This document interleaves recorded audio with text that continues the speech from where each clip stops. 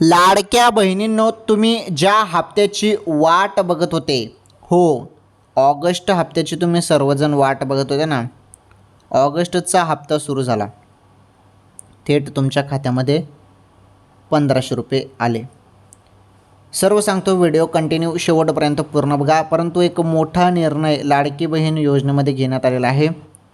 जो ऑगस्टचा हप्ता आहे ना, तो हप्ता भरपूर बहिणींचा बंद झाला.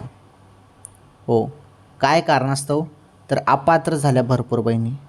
अपात्र कशामुळे झाले तुम्हाला ते निकष चांगल्या पद्धतीने माहीत आहे. ते पुन्हा मी तुम्हाला ते सांगू शकत नाही.